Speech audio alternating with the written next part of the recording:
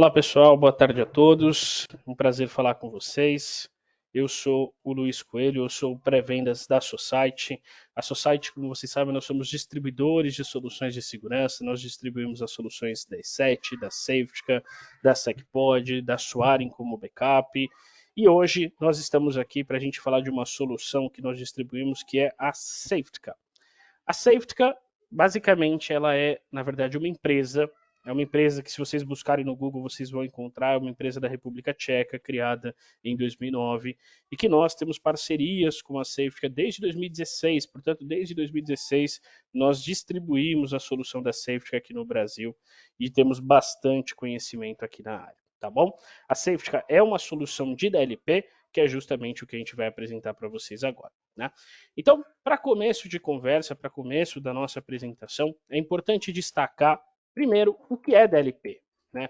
DLP vem de Data Loss Prevention, ou prevenção de vazamento de dados em português brasileiro, onde a ideia é muito simples, é impedir que os dados confidenciais de uma empresa sejam vazados, sejam retirados de dentro da empresa.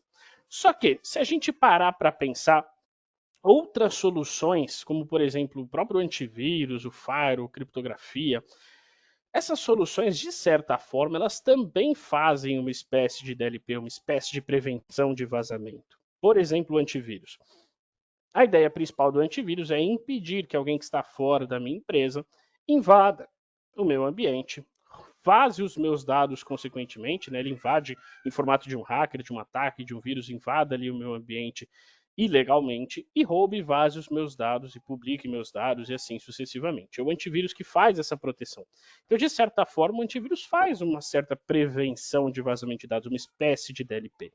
Só que o termo, a tecnologia DLP, ela visa fazer justamente o caminho inverso do antivírus.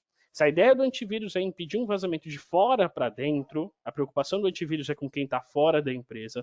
No DLP, a nossa preocupação é com quem está dentro da empresa. São com os nossos funcionários.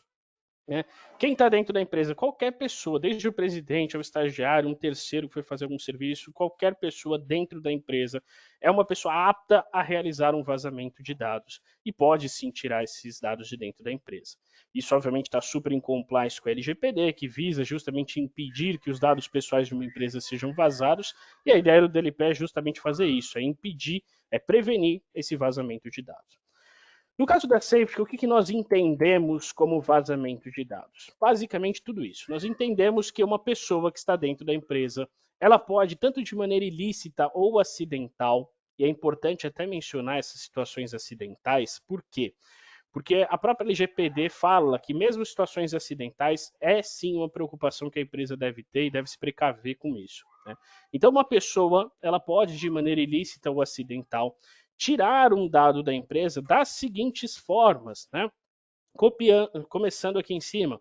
Ela pode, por exemplo, copiar este arquivo confidencial da empresa para uma ferramenta, para um site de compartilhamento de arquivos, como o eTransfer.com, que hoje é o mais famoso aqui no Brasil.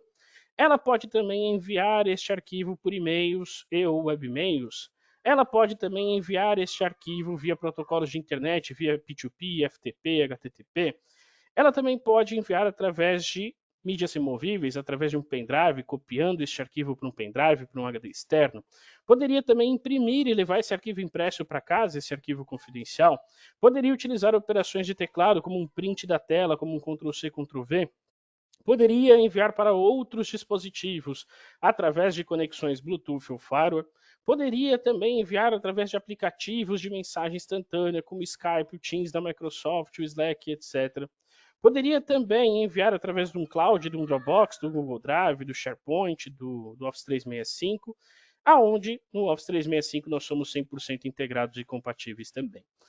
Portanto, essas são as maneiras, as formas que nós entendemos onde sim é possível realizar um vazamento de dados, mas esta também é a nossa árvore de proteção, é assim que nós impedimos que esses dados confidenciais sejam vazados.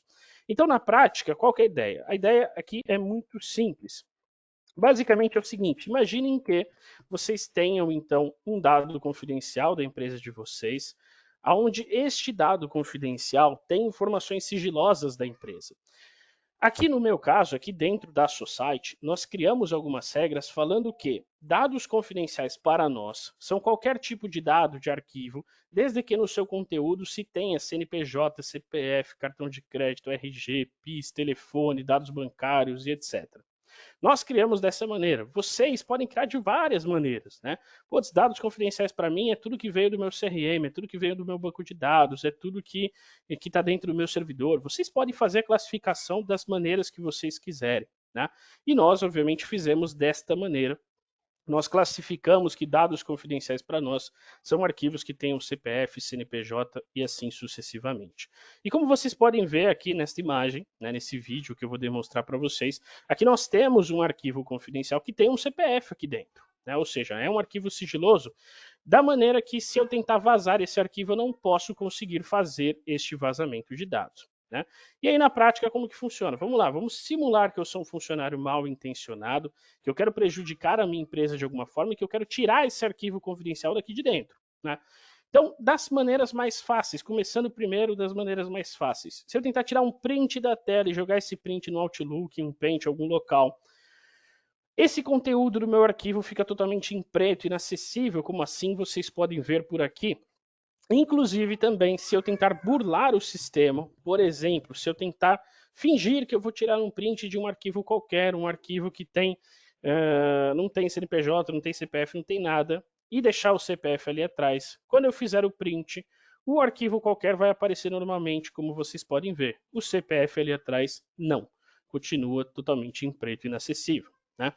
Outras maneiras, Ctrl+C, Ctrl+V. Se eu tentar pegar este arquivo, esse CPF, e fazer um Ctrl+C, Ctrl+V, um copiar e colar, e tentar jogar num outro arquivo qualquer em algum local, vamos ver o que vai acontecer. Acesso negado, já dá a mensagem à direita falando que foi bloqueado, e obviamente eu não consigo também fazer este vazamento. Poxa, já sei, vou imprimir esse arquivo e levar esse arquivo impresso para casa. Se eu tentar imprimir esse arquivo e levar esse arquivo impresso para casa, impressão bloqueada, também não consigo imprimir esse arquivo. Né? Poxa, já sei, vou pegar esse arquivo inteiro, vou copiar este arquivo inteiro e vou jogar este arquivo para um pendrive, para um HD externo, para alguma mídia removível, para um servidor que eu tenho, para uma outra máquina que eu tenho na rede, vou jogar via TeamViewer, vou jogar da minha máquina virtual para a minha máquina física via RDP, sei lá, vou jogar de qualquer maneira que eu copie esse arquivo e cole em algum local que não seja a minha própria máquina. Se eu tentar fazer isso que nós chamamos de transferência remota, vocês podem ver, transferência de arquivo foi bloqueado, né? E eu vou até atualizar aqui a pastinha para vocês verem que de fato este arquivo confidencial não foi copiado para cá. Portanto, realmente ele impediu, né, essa cópia desse arquivo para algum outro local que não seja a minha própria máquina. Né? Eu também posso tentar pegar esse arquivo e jogar esse arquivo via Skype, via WhatsApp, alguma ferramenta de mensagem instantânea. Aqui no meu caso eu vou utilizar o Skype como demonstração. E se eu tentar fazer esse envio de arquivo via Skype, né, se eu tentar mandar para um Skype pessoal que eu tenho, ou para algum amigo meu que vai me ajudar a vazar esse arquivo, ou alguma coisa desse tipo, vamos ver o que acontece. Está aqui, acesso negado, envio de arquivo bloqueado. Eu também não consigo fazer este vazamento desse arquivo. Isso via Skype, via WhatsApp, via Teams da Microsoft, Slack, qualquer ferramenta de mensagem instantânea, eu obviamente não vou conseguir fazer esse vazamento. Poxa, já sei, então vou pegar esse arquivo confidencial e vou mandar esse arquivo por e-mail. Né? Vou mandar esse arquivo lá para o meu Gmail. Por quê? Porque daí pelo meu Gmail eu consigo acessar esse arquivo da minha máquina lá de casa e consigo vazar o arquivo. Né? Se eu tentar fazer isso, vamos ver aqui o que vai acontecer. Vamos anexar aqui o nosso arquivo confidencial. E se eu tentar fazer isso, acesso negado, e-mail bloqueado, eu não consigo fazer este vazamento de dados. Posso tentar burlar o sistema? Claro, devo inclusive tentar burlar o sistema. Vamos lá. Vou comprimir, vou zipar esse arquivo. Por que eu vou comprimir e zipar esse arquivo? Porque dessa maneira fica mais difícil de ler o conteúdo do arquivo, de ler que tem um CPF ali dentro. Seria uma boa tentativa de burlar o sistema, mas no nosso caso a gente não consegue, continua dando e-mail bloqueado. Né? Poxa, já sei, vou zipar esse arquivo de novo, só que dessa vez eu vou zipar o arquivo utilizando o WinRAR. Por que o WinRAR? Porque o WinRAR tem uma opção de colocar uma senha E isso vai deixar mais difícil ainda do safetycar ler o conteúdo e saber que tem um CNPJ, um CPF aqui dentro, e seria realmente uma boa tentativa de burlar o sistema. Mas no nosso caso, se eu tentar mandar esse arquivo confidencial.rar, né, que foi gerado aqui na nossa desktop, na nossa área de trabalho, vocês verão que mesmo assim eu não vou conseguir fazer este vazamento. Pode ver, já está aí e-mail bloqueado. Ah, não, não é possível. Vou tentar burlar o sistema de novo. Vou pegar este arquivo confidencial que eu tenho e vou converter esse arquivo em formato de imagem. Por que formato de imagem? Porque imagem é mais difícil de ler o seu conteúdo, seria mais difícil de ler que tem um CPF aqui dentro, e vou tentar fazer este vazamento. E vocês verão também que não vai dar certo, eu não vou conseguir fazer este vazamento. Inclusive, aqui nesse meu exemplo, era um arquivo de doc, né, um arquivo de Word que eu converti em imagem. Mas imagine se fosse realmente uma imagem mesmo e tivesse um CPF ali dentro, mesmo assim, a nossa solução tem uma tecnologia chamada OCR, Optical Character Recognition, que é capaz de ler textos em imagens e, portanto, nós sim veríamos que tem um CNPJ nessa imagem e impediríamos o seu vazamento também.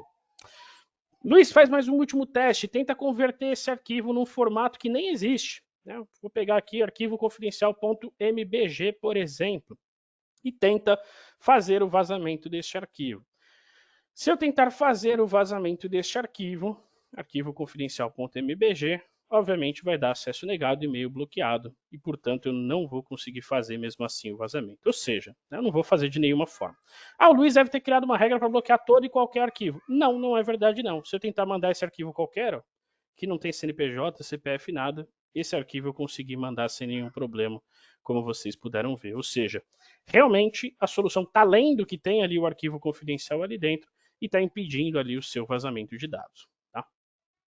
Vou fazer mais um teste. Ah, Luiz, você mandou por e-mail, mas só pelo Outlook. Ele só é compatível com o Outlook? Não. Ele também é compatível via webmail, Gmail, Yahoo, Hotmail, né? O que vocês tiverem, Terra, aí vai funcionar exatamente do mesmo jeito. Né? E, portanto, se eu tentar fazer este vazamento de arquivo via Gmail, via Hotmail, aqui no meu exemplo eu vou tentar via Gmail, né? Eu, obviamente, também não vou conseguir fazer este vazamento. Ele já dá a mensagem de cara aqui, ó. O upload do arquivo foi bloqueado, ele não deixa nem anexar o arquivo. E se eu tentar mandar o arquivo mesmo assim, né, se eu realmente tentar mandar o arquivo mesmo assim, vocês verão que o próprio Gmail, né, vai me dar uma mensagem falando, olha, eu não consegui anexar o arquivo, você quer mandar o arquivo sem anexo? E lógico que não é o que eu quero prejudicar a empresa, eu quero vazar o arquivo, né? Então, obviamente, eu não vou conseguir fazer este vazamento também. E por fim, uma última tentativa, se eu tentar mandar esse arquivo para um cloud, para um Dropbox, para um Google Drive, para o OneDrive, ou no meu caso eu vou tentar transferir via WeTransfer, vocês verão que, obviamente, eu também não vou conseguir fazer o vazamento deste arquivo confidencial. Essas, portanto, são todas as formas que nós mencionamos aqui, aonde não vai ser possível realizar este vazamento de dados e, como a gente mostrou, eu poderia tentar burlar o sistema de várias formas, eu não conseguiria fazer este vazamento. Né? Algumas perguntas que podem surgir de vocês mas Luiz, eu também consigo criar regras de exceção. Por exemplo, eu quero bloquear realmente, mas para o pessoal da diretoria eu quero deixar liberado porque eles precisam fazer o vazamento, porque eles mandam arquivos com CNPJ, CPF e tal. Dá para fazer? Claro que dá para fazer. Eu posso aplicar essa regra para quem eu quiser. Se a diretoria não precisar dessa regra, é só não aplicar para ela, não tem problema nenhum. Né? Ou outra maneira ainda, eu posso criar o que nós chamamos de zonas seguras, zonas de exceção, zonas onde sim é permitido realizar o vazamento de dados. Então, por exemplo, vou dar alguns aqui, e-mail. Eu não posso mandar CNPJ CPF para nenhum e-mail, com exceção do e-mail @societyinfo.com.br, que é um cliente que a gente tem aqui. Esse e-mail, beleza, eu posso mandar CNPJ, posso mandar tudo, não tem problema. O e-mail @societyinfo.com.br é uma zona segura. Tá? Outros exemplos, eu não posso imprimir em nenhuma impressora, para não correr o risco. Mas na impressora que está na sala da diretoria, beleza, essa sim eu posso imprimir salário, CNPJ, CPF e etc. Beleza. Né? Eu não posso subir esse arquivo no OneDrive, no Google Drive, em lugar nenhum. Mas no site chamado upload.minhaempresa.com.br, esse sim eu posso fazer o upload. Beleza. Né? Então você pode também criar zonas de exceção. Então sempre tem maneiras de você criar exceções à regra para permitir aí esse possível vazamento de dados. Tá? Outra pergunta que vocês podem fazer é, Luiz, beleza, ele bloqueia tudo isso, mas eu tenho a informação, eu tenho o relatório, o registro de quem tentou fazer esse vazamento, né? Eu também tenho esse registro, a gente vai falar sobre isso também daqui a pouquinho, tá? Então, basicamente, essa é a ideia do DLP, da prevenção de vazamento de dados. Essa solução que nós estamos apresentando para vocês, que faz justamente esse DLP, é uma solução chamada Safetica Next. Esse Safetica Next, o que é legal? Ele tem uma console de gerenciamento no modelo de SaaS em nuvem. Ou seja, eu preciso instalar alguma coisa, eu preciso ter um servidor, né? Eu preciso instalar alguma coisa no meu servidor, eu preciso disponibilizar uma infraestrutura da minha empresa para receber essa console. Não precisa de nada. Você simplesmente vai criar um e-mail e uma senha na console lá disponibilizada pela própria Safetica e vocês vão ter acesso a essa console. Não precisa de nada, tá? Dentro dessa console eu vou ter um gerenciamento de riscos automático, ou seja, eu vou saber quem é que tentou fazer este vazamento e como que tentou fazer esses vazamentos. Vão estar ali registrados na minha console também. Eu já vou demonstrar isso aqui para vocês também. Eu também posso receber esses relatórios de maneira automática por e-mail, para facilitar a minha vida, né? Poxa, eu preciso ficar acessando a console toda hora. Por mais que a console seja simples, seja objetiva, obviamente receber esses relatórios por e-mail é muito importante, né? Nós somos a empresa de DLP que tem mais documentos brasileiros pré-definidos, CPF, RG, PIS, CNPJ, cartão de crédito, dados bancários. Com um único clique, você já pode criar uma regra para impedir o vazamento de CPF, de RG, de CNPJ e etc. Tá? E outro diferencial da nossa solução é que, como ele tem o modelo de SaaS, ele também tem a opção de ser adquirido mensalmente, né? A nossa solução ela é comercializada, é licenciada por usuário e ela pode ser feita de maneira anual, 1, 2 ou 3 anos, ou também de maneira mensalizada, né? Onde todo mês eu pago, né, uma quantidade de licenças específica que eu ali defini. Tá? Então o Safetica Next tem todos esses diferenciais, que é a solução que eu vou demonstrar aqui para vocês, né? Poxa, Luiz, você falou tudo isso, legal. Você já demonstrou o DLP, mas demonstra para mim essa console de gerenciamento em nuvem, esses relatórios que eu quero ver. Então vamos lá, vamos demonstrar justamente isso agora. Essa console de gerenciamento que nós temos, ela se chama Safetica Next e como vocês podem ver é uma console acessada via web, né? Eu não preciso instalar nada, essa console está num data center da Safetica lá na República Tcheca e eu ganho acesso a essa console de gerenciamento. E ela é uma console muito simples, muito simples. Basicamente, onde que eu crio aquelas regras todas, Luiz, que você falou, de CNPJ, de CPF, de RG e tal, muito simples, tá? Vou criar uma rapidinha aqui para vocês, por exemplo, CNPJ, e vou criar uma regra aqui falando que é um identificador de CNPJ. Como eu falei, num clique só, rapidinho, tá aqui, ó, CNPJ. Aqui, nessa maneira, eu estou classificando, eu estou criando como se fosse um carimbo, uma tag. Então, a partir deste momento, qualquer arquivo que tiver um CNPJ ali dentro vai receber uma tag chamada CNPJ. E eu crio uma regra falando que, olha, se alguém tentar vazar um arquivo para bloquear um arquivo, bloqueio de CNPJ, onde eu vou apontar justamente para o nosso CNPJ, todo e qualquer arquivo, por exemplo, aqui. Eu vou criar aqui essa regra rapidamente. Tá aqui. E eu vou apontar justamente para o nosso CNPJ que a gente acabou de criar, né? E se ele tentar vazar o arquivo de qualquer forma, né, por qualquer camada, todas as camadas que nós ali mencionamos, obviamente eu não quero que ele possa fazer este vazamento. Tem a questão das zonas seguras que eu falei, né, que a gente pode definir, e aqui eu vou informar quem vai receber essa regra. Aqui no meu caso eu vou mandar para a empresa inteira, todo mundo. Beleza, fácil assim, ó. Criei uma regra para bloquear CNPJ aqui para toda a minha empresa no caso. Como eu falei, também poderia definir só para um departamento, poderia criar zonas seguras e tal. E se alguém tentar vazar esses CNPJs, né, fica tudo registrado aqui. Então, por exemplo, nessa parte de segurança de dados aqui, eu consigo ver todos os incidentes que tiveram. Então, eu consigo ver um relatório de todas as coisas suspeitas, de todos os incidentes que aconteceram. Então, por exemplo, aqui de cara, vamos pegar um qualquer aqui, consigo ver que uma usuária chamada Jessie tentou mandar um arquivo com dados pessoais aqui dentro. Ele tinha como se fosse o CNPJ do Japão aqui, ó, o CPF do México, ele tinha algumas informações aqui, de uma planilha chamada Customer Overpayments.xls, e eu sei que ela tentou mandar esse arquivo via Teams, né? E, obviamente, tem dados pessoais aqui, ela não poderia mandar esse arquivo, né, para fora da empresa. Então, aqui eu consigo ver essa informação e consigo, inclusive, ver o porquê que isso foi considerado um risco médio. No meu caso aqui, ó, foi considerado risco médio porque foi um arquivo valioso que foi enviado por mensagem instantânea e tinha dados pessoais aqui dentro, né? Tinha dados pessoais aqui dentro, né?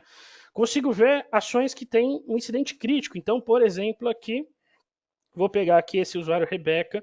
A Rebeca tentou mandar um arquivo chamado Energy Bangkok Bottom, onde ela tentou salvar num pendrive, provavelmente, aqui num disco USB, e tinha dados financeiros aqui, tinha o número de identificação da Áustria aqui dentro, e isso foi considerado um risco alto. Por quê? Vamos analisar o porquê.